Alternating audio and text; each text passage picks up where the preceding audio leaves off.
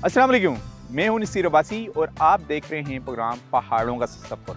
आज भी मैं मौजूद हूं वादी लीपा यानी लीपा सेक्टर में, और सबसे जो हार्ड पोस्ट हैं वहां पर हम आपको लिए जा रहे हैं। और जिस जगह पर मैं मौजूद हूं ये भी सबसे हार्ड स्टेशन है वादी लीपा का। मसलन मेरे राइट और लेफ़्ट जो पहाड़ी सिलसिला नज़र आ रहा है, यहाँ दुश्मन की पोस्ट मौजूद हैं। किसी जगह पर वो ऊंचाई पर हैं और किसी जगह पर पाकिस्तान आर्मी की जो पोस्ट हैं वो ऊंचाई पर हैं, और कुछ पोस्ट ऐसी भी हैं जो तकरीबन 20 मीटर के डिस्टेंस के ऊपर मौजूद हैं। यानी इंतहाई हार्ड स्टेशन। और हार्ड स्टेशन में पाक आर्मी के जवान और ऑफिसर्स किस तरीके से ड्यूटी देते हैं, पोस्ट के ऊपर ख़ास करके लेके जाएंगे हम आपको कि रात के टाइम उनकी एक्टिविटीज़ क्या होती हैं और किस बहादुरी और बुलंद हौसले में वो रात को दुश्मन की मूवमेंट को मॉनिटर कर रहे होते हैं। और किसी भी मकारी से बचने के लिए, दुश्मन की मकारी से बचने के लिए वो पोस्ट के ऊपर मौजूद रहते हैं। और ऑफिसरों की भी रात में पेट्रोलियम होती रहती है। और साथ साथ हम आपको बताएंगे कि ऑफिसरों और फौजी जवानों ने इस सेक्टर पर जो बिल्कुल अगले मोर्चे हैं LOC के ऊपर, उन्होंने अपनी ईद किस तरीके से गुजारी अपनी फैमिली से दूर, क्योंकि वो मादरे वतन की हिफाजत के लिए यहाँ पर मौजूद हैं और अपनी ईदें, बल्कि कई ईदें बच्चों और फैमिली से दूर पोस्टों के ऊपर गुजार चुके हैं। ज़रा चलते हैं इन पोस्ट की तरफ।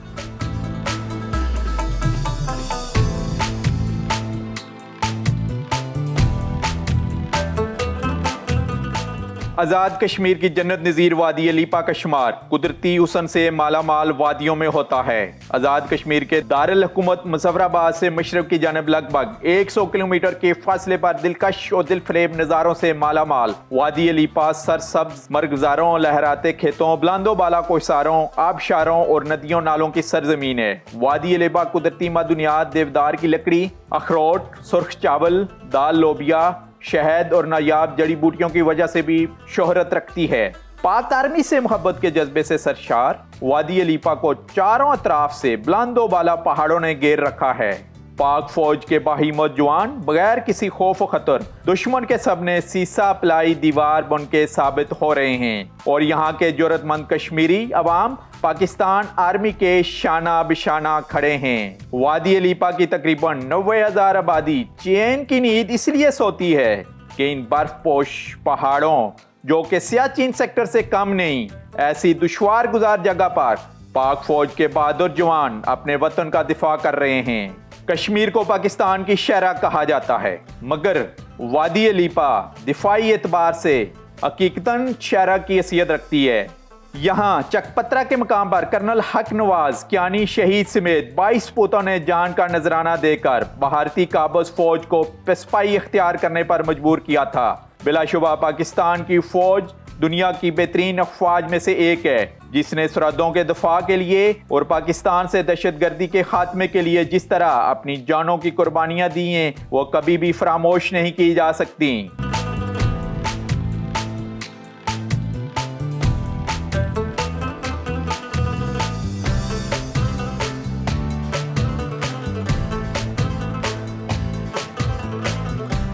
जिस पॉइंट के ऊपर मैं मौजूद हूँ ये यादगार है एक शहीद की, जो 1971 में जब मार्का कश्मीर के साथ हमारी झड़पें पाकिस्तान की स्टार्ट हुई तो उस वार में ये शहीद हुए हैं। और इनका नाम है कर्नल हक नवाज कियानी।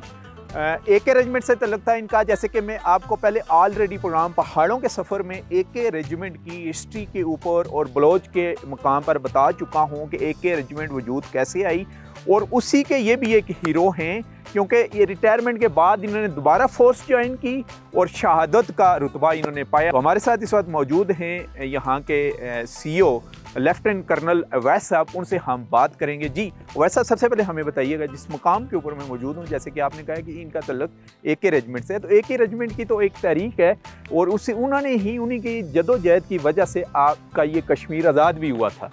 जी बिल्कुल ऐसे ही है। इसके बीच में जब 1947 के बाद जब इंडियन फोर्सेस ने जो है ना यहाँ पे ऑक्यूपेशन स्टार्ट की थी, तो सबसे पहले जो आज़ाद कश्मीर तो बाद में बना था, जो कश्मीर की अपनी आवाम थी वो उनके ख़िलाफ़ जो है ना लड़ने के लिए तैयार हुई थी।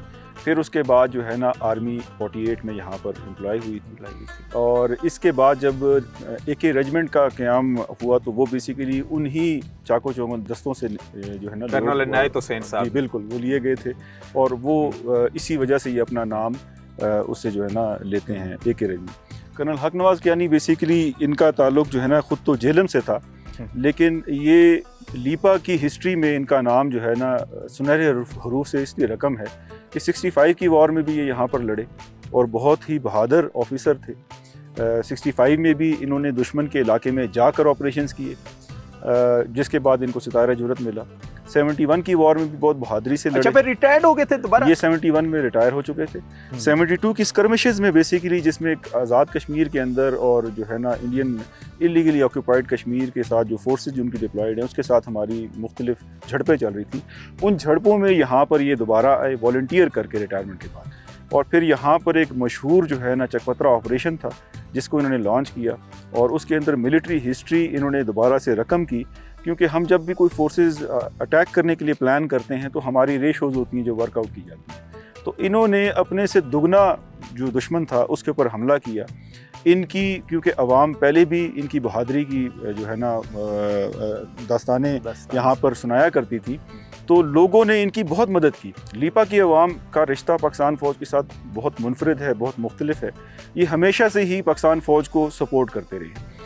और आप जिस तरह की ये बाउल टाइप आपने देखी है, वादी है, इसके बीच में आपने देखा होगा कि इसके अंदर आबादी बहुत सारी जगहों पे हमारी पोस्टों से आगे भी है। तो इसके बावजूद कि ये हमेशा दुश्मन और उस वक्त भी 1971 की वार में भी उन्होंने हेल्प की और इन्हीं की वजह से बिल्कुल ऐसे हर किस्म की बैकअप में रह के उन्हें सपोर्ट फ्राहम करते रहे। एमुनिशन जितना भी था वो इनको प्रोवाइड करते रही यही सिविलियंस, और इन सिविलियंस की ही वजह से ये इतना कामयाबी के साथ लड़े। ये वो मुकाम है जहाँ पर इन्होंने शहादत नोश फरमाई, जाम शहादत नोश फरमाई, और उसी की यादगार में इस रिज को जो अवाम है उन्होंने इसका नाम कियानी रिज दे दिया। कियानी रिज दे दिया। और कियानी रिज और इन्हीं कर्नल साहब का उस वक्त का जो कारनामा था, जाहिर है इन्होंने अपनी जान इस मादरे वतन के ऊपर निशावर की है। टीम डिस्कवर का इन शोहदा को सलाम।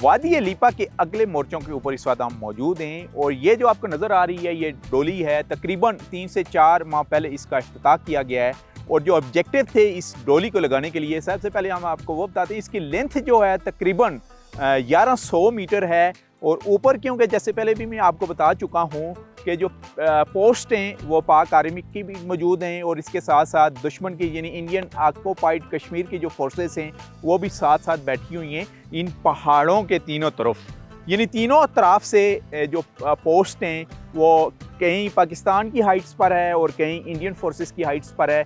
ऑब्जेक्टिव इस टोली के ये थे कि जैसे कि कश्मीर का जो मौसम है ये बड़ा अब्र-आलूद रहता है, बर्फ़बारी जब होती है तो इंतहाई शिद्दत के साथ यहाँ पर होती है। तो उस मकसद के लिए क्योंकि ट्रुप्स हमारे ऊपर मौजूद होते हैं, अच्छे खासे जिनकी तादाद होती है, तो सामान और राशन की रसाई के लिए ये बनाई गई है। और तकरीबन इसमें 5 माह लगे हैं, और अपनी जान का रिस्क लेते हुए, क्योंकि दुश्मन की पोस्ट इस साइड पर भी जंगल में मौजूद हैं, और रेड फ्लैग वो लहराते रहे हैं कि हम आपके ऊपर फायरिंग करने वाले हैं, आप ये डोली जो हैं इसका काम रोक दें। कई दफ़ा थ्रेट आया, लेकिन फिर भी हमारे जो जवान थे उन्होंने बड़ी बहादुरी के साथ इसका जारी व सारी रखा और इसको कंप्लीट कर लिया है। और अब जो ऊपर हमारे जवान मौजूद हैं उनके लिए राशन, पानी की रसाई, ड्राई फ्रूट वगैरह तमाम इसी डोली के थ्रू ऊपर पहुँचाया जाता है, क्योंकि जब वो ऊपर जाते हैं तो ज़ाहिर है कम अज़ कम उनको 1 मंथ उस पोस्ट के ऊपर लगता है। अच्छा इनिशिएटिव लिया गया है पाक आर्मी की तरफ से। हार्ड स्टेशन हैं यानी पोस्ट हैं पाक आर्मी की, वहाँ पर ये डोली लगाई गई है, यानी LOC पर ये हम फर्स्ट टाइम देख रहे हैं कि इस किस्म के भी इक़दामात किए गए हैं ताकि राशन की रसाई को आसान बनाया जा सके।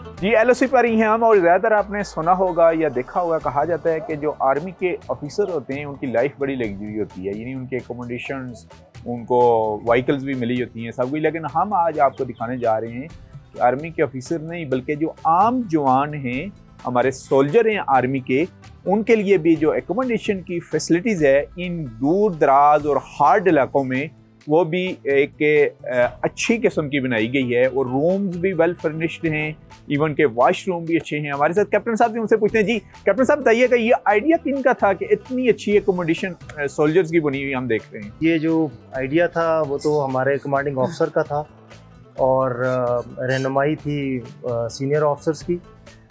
मैं इस एकोमोडेशन का आपको बता दूं, ये हमारी एकोमोडेशन सोल्जर्स की है।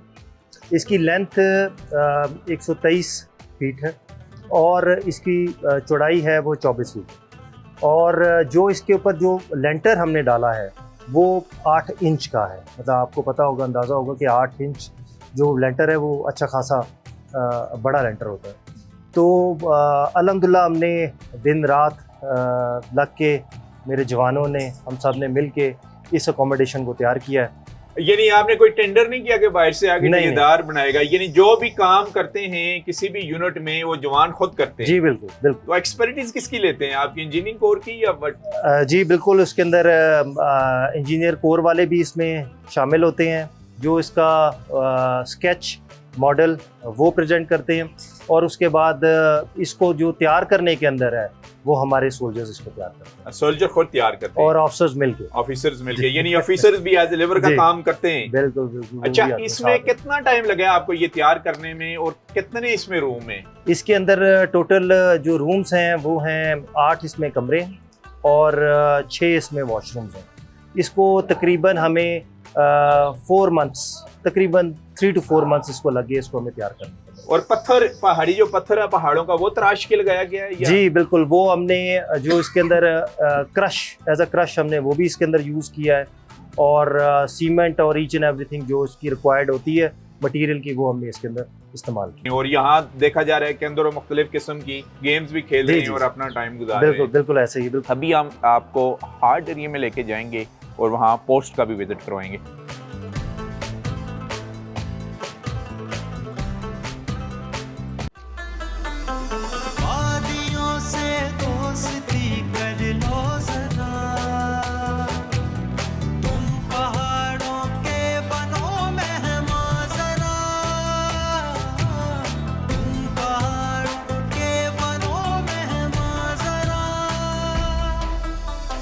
कहकशां को चुन लो अपनी राह गुज़र, कहकशां को चुन लो अपनी राह गुज़र। आओ मिलके करे पहाड़ों का सफर, आओ मिलके करे पहाड़ों का सफर। जी इस वक्त लीपा की, जैसे कि मैं बात कर रहा था, लीपा में हैं, और लीपा सेक्टर में सबसे ये हार्ड सेक्टर है, यानी दुश्वार गुजार तरीन है जिस जगह पर मैं मौजूद हूँ। मेरे साथ लेफ्टिनेंट कर्नल रऊफ साहब हैं, वो इस सेक्टर के बारे में ब्रीफ करेंगे। जी कर्नल साहब बताइएगा। आज़ाद जम्मू एंड कश्मीर में लाइन ऑफ कंट्रोल के ऊपर एक पुरखतर इलाके में तैनात है। जी जी। ये इलाका जो हमारे सामने दुश्मन का इलाका है वो नौगाम कहलाता है। इस इलाके की ना सिर्फ दिफाई अहमियत है बल्कि ये जोग्राफियाई एतबार से भी अहमियत का हामिल है। इसी वजह से माजी में दुश्मन ने अपने नापाक अज़ाइम हासिल करने के लिए कई मरतबा यहाँ पे हमला किया है, लेकिन अल्हम्दुलिल्लाह हमारी सिपाह ने तमाम मौक़े के ऊपर अपनी जारहाना दिफाई हिकमत अमली की वजह से और मौसर जवाबी कार्रवाई की वजह से हमेशा दुश्मन के हमलों को नाकाम बनाया। और यहाँ पे जैसा कि आप जानते हैं कि दोनों अफवाज की जो पोस्टें हैं लाइन ऑफ कंट्रोल के ऊपर, वो इंतहाई करीब मोर्चा बंदी में है, और तीनों तरफ में जी इंतहाई करीब है और मोर्चा बंदी में है। इसी वजह से ना यहाँ पे ऑफिसर्स और जवानों को हमा वक्त मुस्तैदी और अलर्टनेस का मुजाहरा करना पड़ता है।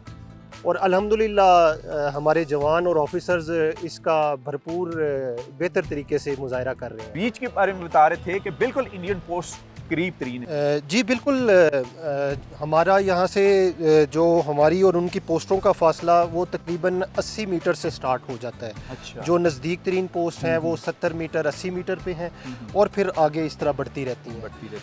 तो यहाँ पे हमारा जो सबसे बड़ा चैलेंज है, जब सीज़ फायर वायलेशन होती हैं और दुश्मन जब फायर खोलता है तो वो बिला झिझक फायर खोलते हैं। यहाँ पीछे हमारे निहत्ते अवाम भी मौजूद हैं, तो वो उनका ख्याल किए बगैर, कोलैटरल डैमेज का ख्याल किए बगैर फायर करते हैं। जबकि हमें जब जवाबी कार्रवाई करनी होती है तो ये हमारे लिए सबसे बड़ा चैलेंज है, क्योंकि पार भी हमारे कश्मीरी भाई हैं, तो हमें सिर्फ पोस्टों के ऊपर कारगर फायर गिराना पड़ता है। अच्छा, तो ये सबसे बड़ा चैलेंज है, स्पेशली जब फायर का एक्सचेंज होता है। क्योंकि बिल्कुल LOC के उस क्रॉस में मुसलमानों की आबादी और यहाँ भी मुस्लिम्स की आबादी, और ज़ाहिर है आपको एग्जैक्ट निशाना लेना पड़ता है उनकी पिकेट्स का। और कितनी दफ़ा उनकी पिकेट्स तबाह हो चुकी हैं, रिकॉर्ड क्या शो कर रहे हैं, क्योंकि ये हार्ड तरीन सेक्टर है ये।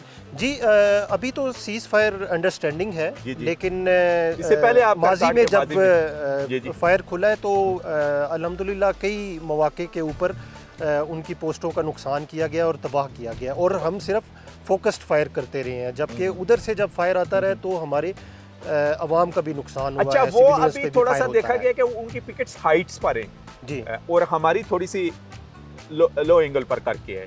तो उसमें क्या आप समझते हैं कि जवानों को हर वक्त किस तरीके से चाक को चौबंद रहना पड़ता है ताकि दुश्मन की मकारी से बचा जाए? किसी हद तक आप बात ठीक कर रहे हैं। जो हमारे सेक्टर में ज़्यादातर जो दुश्मन की पोस्टें हैं वो ऊंची हैं, और जो टेरेन का लेआउट है, हमारी पोस्टें थोड़ी सी हाइट में नीचे हैं, लेकिन वाइस वर्सा ये फिर हम उनको काउंटर कर लेते हैं और बैलेंस कर लेते हैं। जिधर हमारी पोस्टें ऊपर हैं तो जारहाना फायर बंदी और जारहाना फायरिंग प्लान से हम इस चीज़ को बैलेंस आउट कर लेते हैं।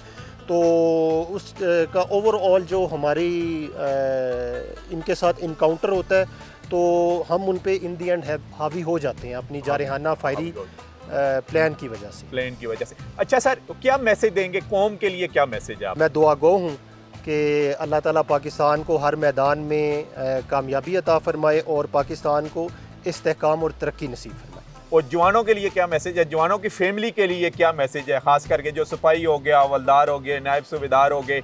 जी, उनकी फैमिलीज़ के लिए यही मैसेज है कि जो उनके भाई, बेटे और शोहर वो मुकद्दस फरीज़ा सर अंजाम दे रहे हैं, और यही उनकी फैमिली की कुर्बानी है कि वो पाकिस्तान के लिए उनसे दूर मौजूद। अच्छा, डिफेंस पॉइंट ऑफ व्यू से कोई और आप शेयर करना चाहते हो इन्फॉर्मेशन, खास करके इस सेक्टर के बारे में? इस सेक्टर के बारे में जैसे मैंने आपको बताया कि पहले भी अर्ज़ किया कि ये जोग्राफियाई और दिफाई लिहाज से इंतहाई अहम सेक्टर है।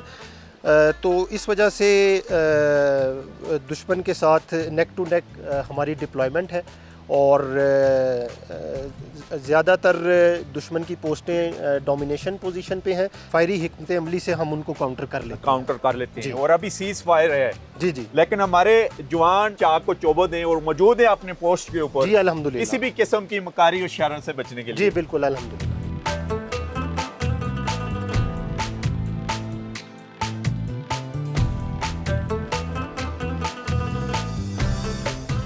ये जो रखवाले हैं ये पोस्ट के ऊपर रात को भी ड्यूटी दे रहे हैं और अपनी फैमिली और अपने बच्चों से दूर इस वक्त मौजूद हैं। इसी एक हार्ड पोस्ट के ऊपर मैं हूँ इस वक्त सेक्टर लीपा में, और हमारे साथ यंग ऑफिसर मौजूद हैं, उनसे हम बात करेंगे। जी, नाम बताइएगा अपना।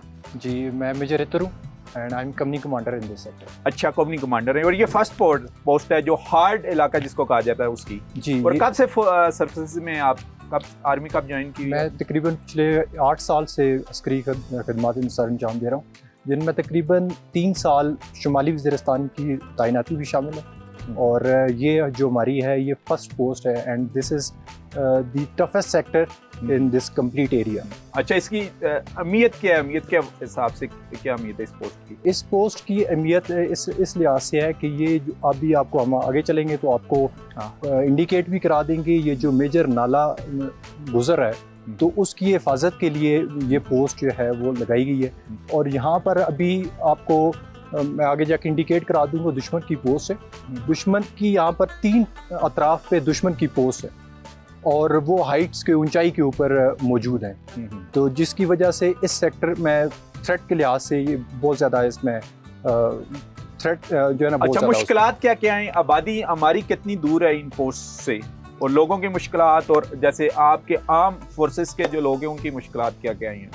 इस सेक्टर में दो तरह की डिफ़िकल्टीज होती है। एक तो जैसे मैं आपको पहले बता चुका हूँ कि यहाँ पर दुश्मन 3 अतराफ पे दुश्मन की पोस्टें हैं, वो ऊंचाई पे बैठे हुए हैं, तो यहाँ पर नकलो हरकत के में थोड़ी सी मुश्किलात पैदा होती हैं।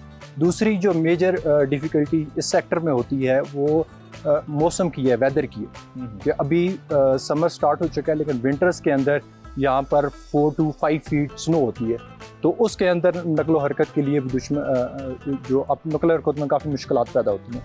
लेकिन अल्हम्दुलिल्लाह कि मैं आपको श्योर करता हूँ कि मैं जब भी अपने सोल्जर से इंटरेक्शन करता हूँ तो मैंने हमेशा उनको पहले से ज़्यादा पुरअज़्म पाया। आपके जो सोल्जर हैं उनकी फैमिलीज वालों के लिए और कौम के लिए क्या मैसेज होगा? तमाम शोधा की फैमिलीज़ को ये पैगाम देना चाहता हूँ कि जब तक यहाँ पर आप उनके सोल्जर्स हैं यहाँ पर खड़े हैं, उनको किसी किस्म की फ़िक्र करने की कोई ज़रूरत नहीं। ये सोल्जर्स जो अपने वतन की हिफाजत के लिए यहाँ पर खड़े हैं, ये एक मुक़द्दस फरीज़ा है और इस फरीज़े के सरअंजाम देने के लिए वो यहाँ पर अपनी ईदें कुर्बान कर रहे हैं, लेकिन वतन की हिफाजत के लिए खड़े हैं। अच्छा, एक और क्वेश्चन के ज़ाहिर है पोस्ट इतनी करीब हैं, जब आप इंडियन फोर्सेस के सिपाहियों को देखते हैं या ऑफिसरों को देखते हैं तो आपके जज्बात और एहसासात क्या होते हैं?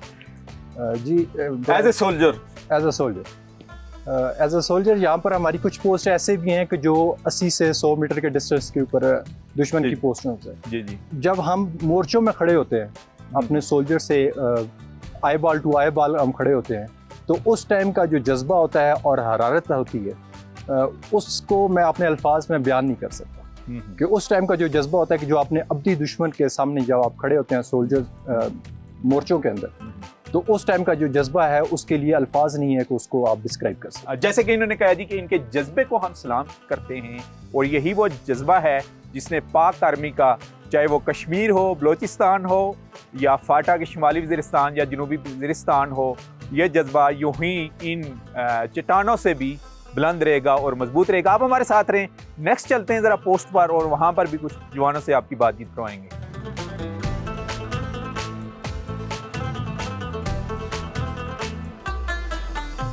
जी, एक और पोस्ट के ऊपर हम पहुंचे हैं और यहाँ पर भी एक जवान हैं, बल्कि पोस्ट कमांडर हैं जिस पोस्ट पर मौजूद हैं, यानी कि ये उसके कमांडर हैं। उनसे बात करेंगे, ईद के बारे में बात होगी। जैसे कि हम आपको बता रहे हैं कि हम दिखाना ये बेसिकली चाह रहे हैं कि हमारे जो जवान हैं उनके मोराल कितना बुलंद है और बिल्कुल इंडियन फोर्सेस के दरमियान में भी रात को भी वो ड्यूटी सर अंजाम अपनी दे रहे हैं। और थ्रू आउट जितने भी LOC आपको नज़र आएगा वहाँ आपको इसी तरीके से जो इनके हौसले बुलंद हैं, इन चट्टानों से भी बुलंद नज़र हमें आए हैं, वही एक्सप्लोर कर रहे हैं और आपको भी दिखा रहे हैं कि पाक आर्मी बेसिकली है क्या।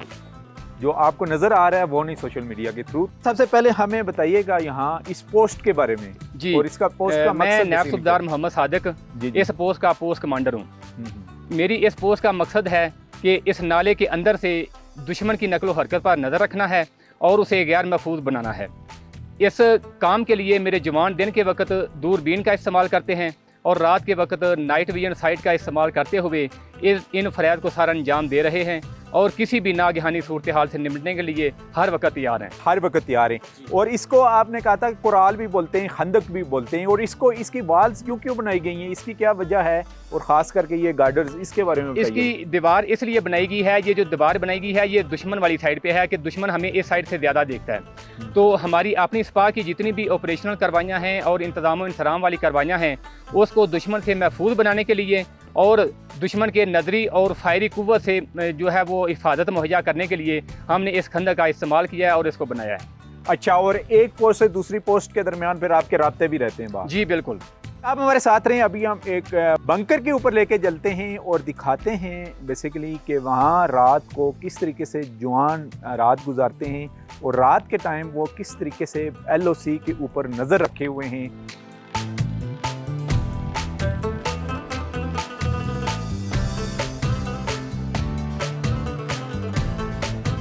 जी मेजर सर ज़रा बताइएगा इस बंकर के बारे में। जी ये जो जिस अभी जहाँ पर अभी हम चल के जा रहे हैं ये क्रॉल, ये तकरीबन 1600 मीटर्स क्रॉल, जी जी जी 1600 मीटर्स क्रॉल है। तो इसमें बेसिकली ये 2017 के अंदर फर्स्ट ये प्लान किया गया था उस दुश्मन के फायर के अंदर। तो उस टाइम हमारी काफ़ी कैजुअल्टीज़ की वजह से हमें ये जो काम है इसके ऊपर रोकना पड़ा। लेकिन 2019 में ये दोबारा स्टार्ट किया गया और 2022 के अंदर इसको कंप्लीट किया गया। तो मैं यहाँ पर ये कहना चाहूँगा कि it is true manifestation of unwavering resolve of our troops कि जिन्होंने फायर के अंदर यहाँ पर काम किया। और ये अगर आप इसके ऊपर जाके आप देख सकें तो ये यहाँ से इस टेरेन के अंदर फोल्ड्स ऑफ ग्राउंड्स आप देखें, इस टेरेन का लेआउट देखें तो जितना मटेरियल कंस्ट्रक्शन मटेरियल यहाँ से ऊपर लेके जाने में जितनी दिक्कत होती है तो उस मुश्किलात के बावजूद हमारे ट्रुप्स ने काम किया और इसको कंप्लीट किया।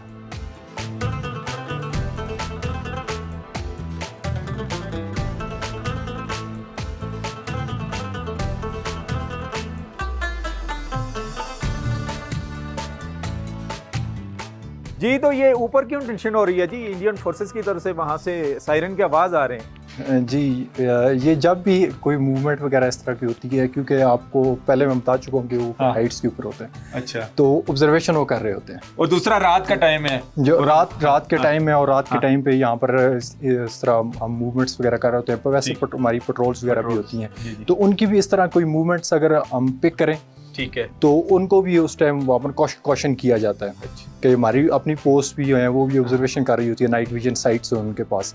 तो उससे कोई भी मूवमेंट इस तरह की हो तो फौरन उनको कॉशन किया जाता है। जी उन्होंने हमारी मूवमेंट को कैप्चर किया है, जाहिर है। तो उन्होंने वहाँ से आई थिंक मैसेज कन्वे किया है इंडियन साइड से यहाँ पाकिस्तानी साइड के ऊपर कि वहाँ पर मूवमेंट किस किस्म की हो रही है। जैसे मेजर साहब ने कहा कि ये भी उनके भी मॉनिटर करते हैं। तो ये मेरे ख्याल रूटीन का काम है। वैसे तो सीज फायर है यहाँ भी। जी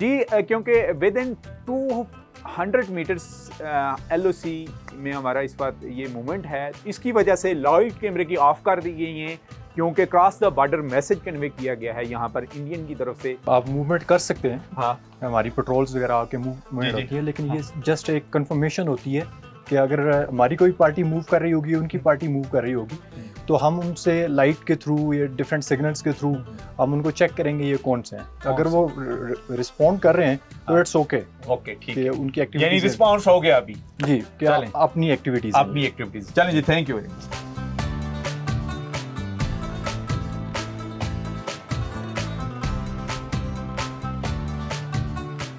हमारे जवान कितने चाक और चौबंद हैं और अपनी सरहदों की हिफाजत कर रहे हैं रात को भी टाइम।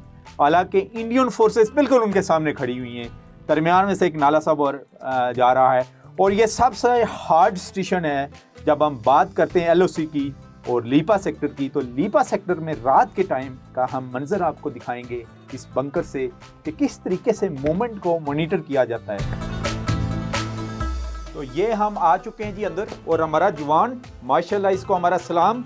और ये large LMG large machine gun के थ्रू दुश्मन की किसी भी किस्म की मूवमेंट के ऊपर नज़र रखे हुए हैं, क्योंकि सामने अगर कैमरामैन हमारा आपको दिखा सके तो सामने लाइटें नज़र आ रही हैं, उनकी पिकेट्स है और बिल्कुल पिकेट्स के ऊपर ही इन्होंने निशाना रखा हुआ है। और ये वो जज्बा है जिस जज्बे को हमारा सलाम और डिस्कवर पाकिस्तान टीम का सलाम। चाहे सोशल मीडिया पर किसी भी किस्म का प्रोपेगेंडा किया जाए पाक फोर्सेस के खिलाफ, लेकिन इनके जो हौसले हैं वो इन्हीं चट्टानों और बुलंद बाला पहाड़ों से भी बुलंद हैं।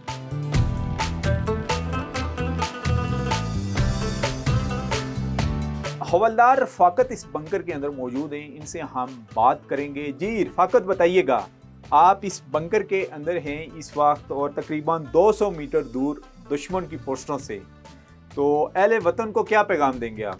तमाम अहले वतन को हम ये पैगाम देना चाहते हैं कि हम अपने तमाम तर शोहदा की कुर्बानियों को इंशाल्लाह कभी रायगान नहीं जाने देंगे।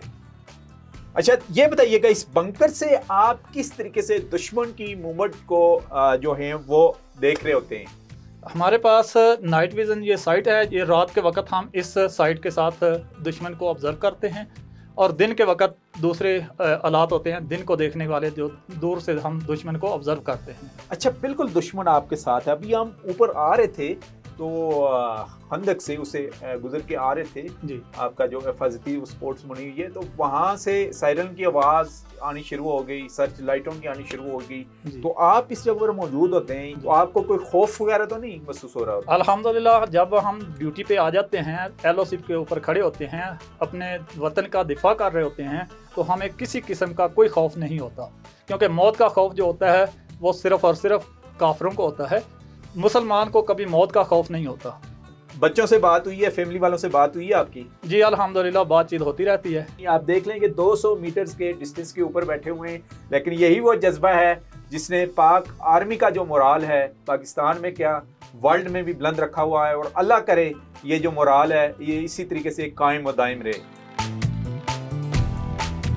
वहाँ पर जो लाइट है वो हमें इस वक्त इस दूरबीन से बिल्कुल वाज़ह तौर पर नज़र आ रही है, यानी LOC के ऊपर, इंडियन ऑक्युपाइड जो मकबूजा कश्मीर के ऊपर इस वक्त जो जबरी उनका कब्ज़ा है इंडियन फोर्सेस का, उनकी पिकेट्स रात को नज़र आ रही है। लांस नाइक रियासत हैं हमारे साथ, जो बड़े चाक और चौबंद से इस वक्त मॉनिटर कर रहे हैं मूवमेंट को, और हम आपके जज्बे को सलाम कर रहे हैं। हम इधर बॉर्डर पे खड़े हैं, अल्हम्दुलिल्लाह हम इस बॉर्डर पे तैनात हैं, दुश्मन को रोके हुए हैं, और इधर कोई नकल हरकत दुश्मन की होती है हम उसको रोक के बैठे हुए हैं। ये यहाँ लगा के जी सर। इससे आप निशाना लेते जी, हैं जी सर। और फिर एक्यूरेट लगता है। सर। इसके अलावा आप अपने बच्चों से बात हुई है, फैमिली वालों से बात हुई है? जी बच्चों से बात होती रहती है, बहुत मिस किया है बच्चों को। हाँ। लेकिन ये है कि हम बॉर्डर पे हैं, ये सबसे पहले तो पाकिस्तान की हिफाजत है, हाँ, बाकी तो सब कुछ बात। बाकी बस सब कुछ बाद में। जी, आप हमारे साथ रहें, इस जज्बे को हम सलाम पेश करते हैं, और भी कई नौजवानों से आपकी मुलाकात करवाएंगे और दिखाएंगे आपको कि LOC के ऊपर ये जो जवान पाक फोर्स के इनका मोराल कितना बुलंद है। आप हमारे साथ रहें।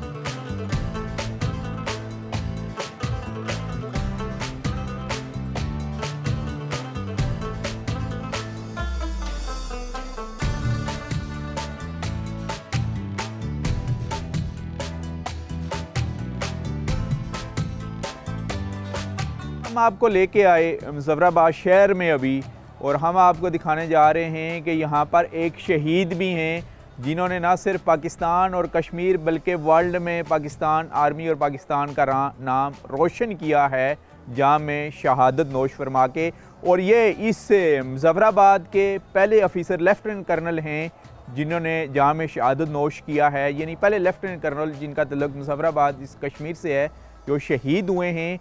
और ये शहीद हुए हैं UN के स्वार्थी मिशन में जो कांगो में इनको भेजा गया, और सेकंड दफ़ा यानी दूसरी दफ़ा इनकी सिलेक्शन हुई है और वहाँ पर ये शहीद हुए हैं। इनकी फैमिली से हम बात करेंगे, अभी इनके मज़ार के ऊपर ही हैं हम, इनके भाई हैं हमारे साथ। जी, नाम बताइएगा अपना? जी, मोहम्मद अल्ताफ़ अवान। अल्ताफ़ साहब, बताइएगा ज़रा अपने आप भाई के बारे में, कोई सबसे अच्छी खसूसियात उनकी क्या थी? वो इंतहाई ओबीडेंट, बड़े प्यारे बेटे थे, और अपनी सोमत सलात के पाबंद थे, अपनी कमिटमेंट के पाबंद थे, और अपना जो उनका जॉब था जो आर्मी में, उसके साथ बहुत सिंसियर। अच्छा, जब आपको पता चला कि आपके भाई शहीद हो चुके हैं, वो भी UN स्वार्थी मिशन में कांगो में, तो आपके क्या तबसरात और एहसासात थे? जी, मुझे अपने भाई पे बहुत बड़ा फ़ख्र है। उन्होंने इतना बड़ा ऊंचा शहादत का मकाम पाया, और उन्होंने इतने लोगों की वहाँ पे जानें बचाई, और अपनी जान का उन्होंने नजराना पेश किया, और उनके साथ जितने भी शुहदाए हैं सब ने अपनी जानों का नजराना पेश किया। सबको हम सलाम पेश करते हैं, सलाम पेश और फ़ख्र हमें, हम पूरी कौम को इन शुहदा। और उन्होंने आपके कश्मीर का क्या पाकिस्तान का भी दुनिया भर में नाम रोशन किया, नाम रोशन किया।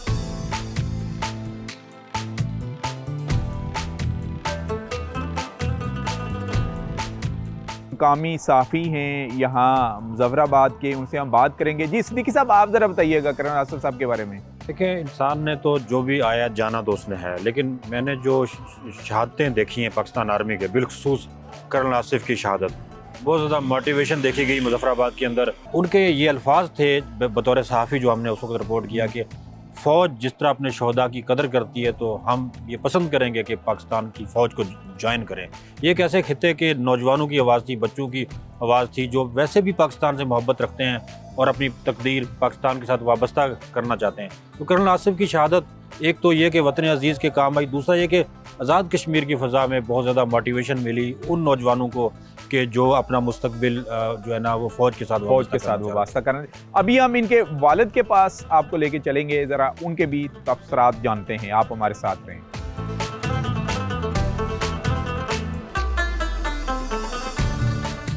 कश्मीर के एक ऐसे सपूत के घर में मैं मौजूद हूँ जिनका तल्लुक़ पाक आर्मी से था और पूरे वर्ल्ड में उन्होंने न सिर्फ पाकिस्तान का बल्कि पाकिस्तान आर्मी का नाम भी रोशन किया है।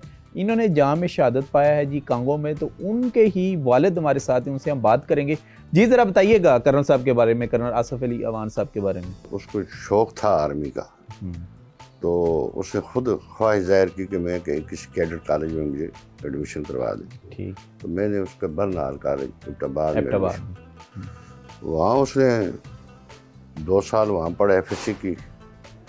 मेरा अपना जो था ना, मैं कहता था वो इंजीनियर या कोर्स पर चला जाए, तो उसका शौक़ आर्मी था। तो पहली पोस्टिंग कहाँ आई उनकी? काकूल के पहले देखिए, काकूल के बाद वो चला गया इंजीनियरिंग कोर में।